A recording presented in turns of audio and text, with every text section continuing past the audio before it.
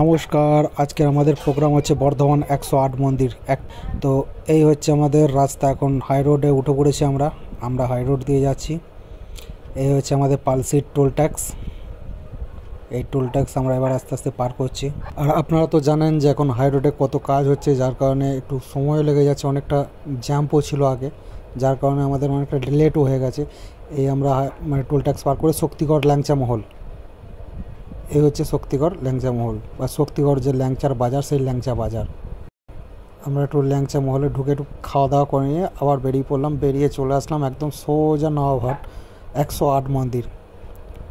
এই হচ্ছে নবাবহাটের রাস্তা, এই হচ্ছে নবাবহাটের যে 108 মন্দিরের গেট, সেই গেট।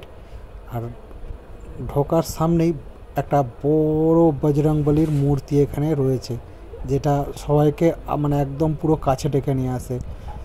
তো সামনের দিকে অনেকটাই ঘোরার পজিশন আছে, কিন্তু যেহেতু আমাদের অনেকটা সন্ধ্যা হয়ে গেছিলো, যার কারণে আমরা ভেতরে মানে ঢুকতে পারিনি। মানে গেটগুলো পুরো সব বন্ধ ছিল। তাই সামনে এখানে একটা নন্দী মহারাজ আছে, আগে একটা বাবার বড় মূর্তি রাখা আছে। এগুলো পুরো সব এখন অন্ধকার, কিন্তু আপনারা যদি দিনের বেলায় আসেন মানে খুব সুন্দর জায়গা এবং ঘোরার অনেকটা জায়গা রয়েছে, যেখানে সময় কাটানো যাবে বসে অনেকক্ষণ। এর কারণে এই নবাবহাট আরও বিখ্যাত। সবথেকে মানে যেটার জন্যে মেন এখানে আসে মানুষ, সেটা হচ্ছে 108টা বাবার শিবলিঙ্গ এখানে রয়েছে। আর 108টা যেরকম শিবলিঙ্গ, সেই 108টা শিবলিঙ্গর 108টা মন্দির প্লাস 108টা বেলগাছ আপনারা কিন্তু এখনও পর্যন্ত দেখতে পাবেন এখানে।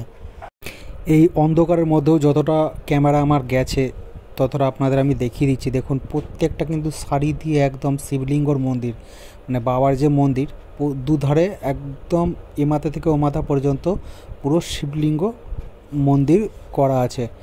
আর যেহেতু এখন অনেকটা রাত হয়ে গেছে, যার কারণে প্রত্যেকটা গেটই বন্ধ ছিল, শুধু সামনের গেটটা খোলা ছিল। তো যার কারণে আমরা ভেতর দিকে ঢুকতে পেরেছি। অনেক সময় কি হয়, একটু সন্ধ্যা হয়ে গেলে আর ঢুকতে দেয় না।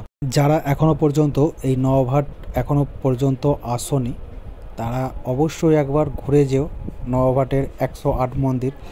108 মন্দির কথার অর্থই হচ্ছে বাবার 108টা শিবলিঙ্গ এখানে কিন্তু প্রতিষ্ঠা করা আছে, এবং প্রত্যেকটাই কিন্তু মন্দিরের মধ্যে রাখা আছে, যার কারণে এই জায়গাটার নাম হয়েছে 108 মন্দির।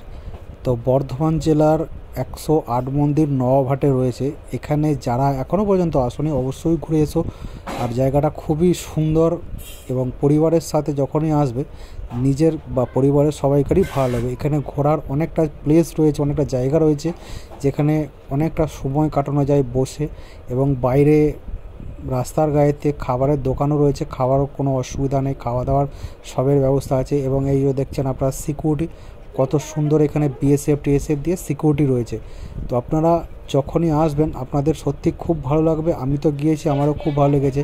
এবং আমার এই ভিডিওটি কে কোথা থেকে দেখছো সেটা আমাকে কমেন্ট করে কিন্তু অবশ্যই জানিও যে আমি অমুক জায়গা থেকে দেখছি। আর তাহলে কি হবে, আপনারা যত কমেন্ট করে জানাবেন আমার আরও উৎসাহ জাগবে যে আমার এই কাজটার মধ্যে আরও সুন্দর করে আপনাদের কাছে পরিবেশন করার জন্য, ভিডিও করে সুন্দর করে তৈরি করে আপনাদের সামনে তুলে ধরার জন্য। এবং ভিডিওটি যদি ভালো লেগে থাকে অবশ্যই সাবস্ক্রাইব করে দিয়ে পাশে থাকবে।